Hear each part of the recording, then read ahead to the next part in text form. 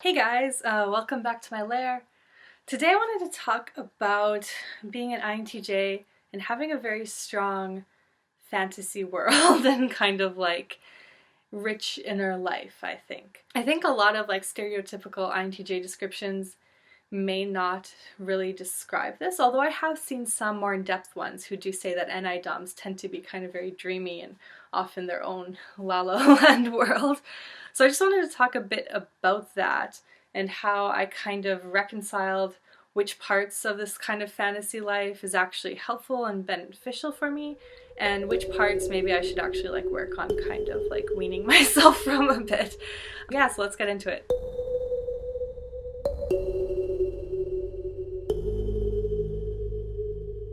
So I'm going to break it down kind of based on the INTJ cognitive functions, but I bet there's going to be some overlap with INFJs as well. So I'd love to hear from INFJs if you guys have like a slightly different kind of version of your NI dream world. Okay, so one type of like my fantasy life is that sometimes I just need to mentally prepare for situations that I'm going to enter. So it really helps me to simply just imagine myself in that situation and maybe imagine, maybe this is where TE comes in and I can kind of contingency plan a little bit and be like, okay, if this little thing happens, what could I do? If that little thing happens, what can I do? There can definitely be going overboard in this to the point where you're just creating fears about things that probably will never happen. But I think to like some extent, it probably is a healthy thing for NI DOMs.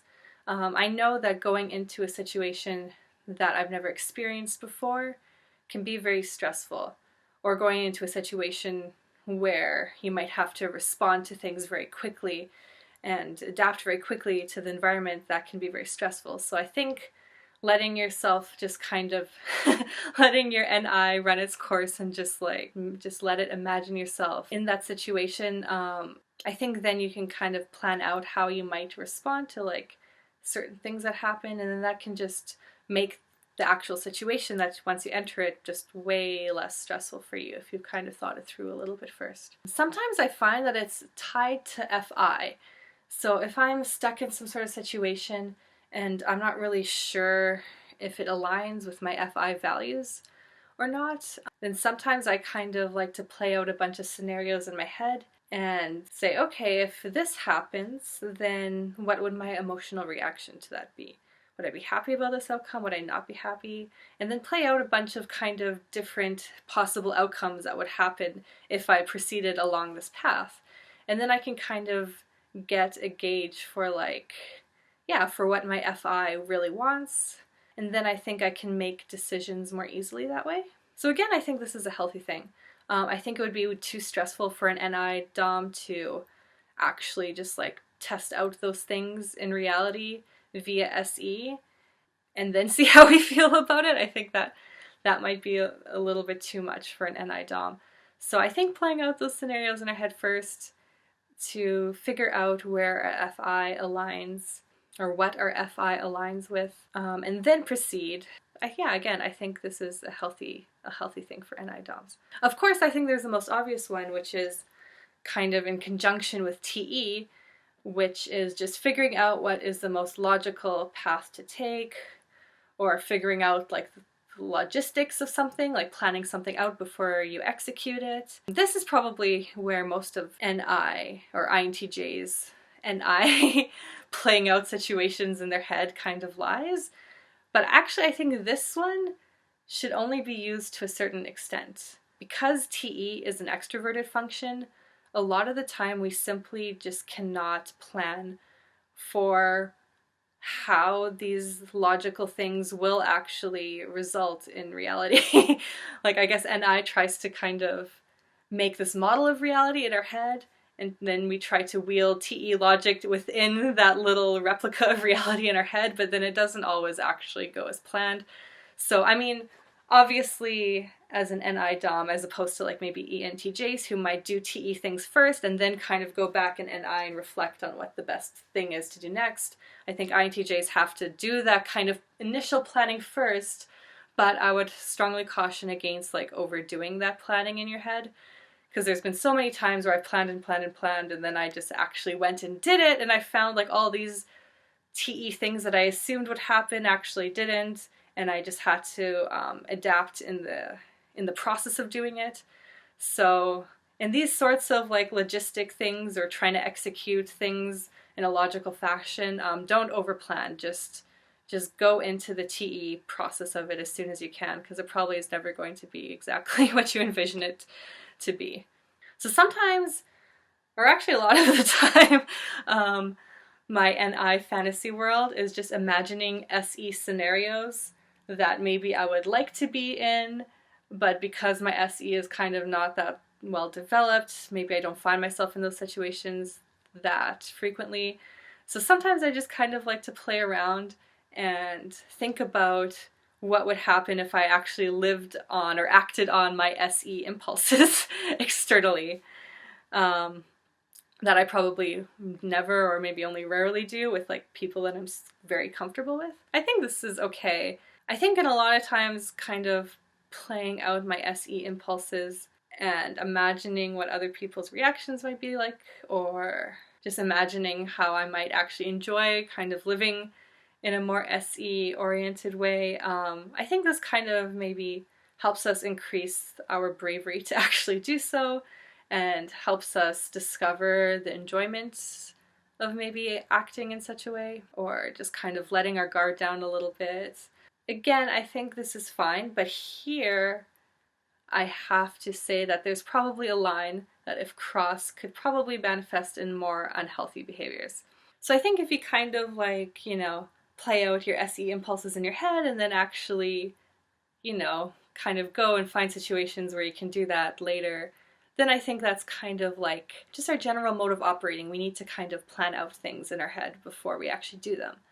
But if it goes to the point where we actually just disassociate from reality because everything that happens in our head is better, or we start to see it as better than reality, then I think this can be kind of dangerous. Well, because since all of our little fantasy worlds that we imagine are our own creation, and we can construct the situation and control the external circumstances to be exactly what we want them to be.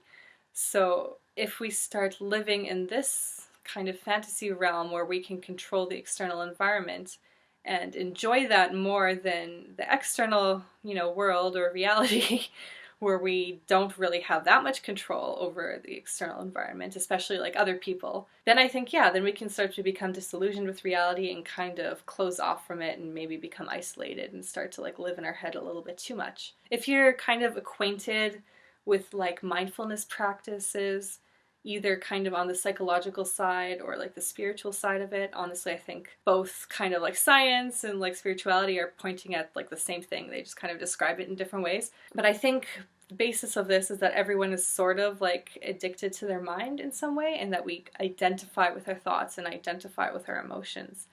And that the healthy thing to do is to kind of be aware that we are separate from our thoughts, and even though we created them, we are not our thoughts.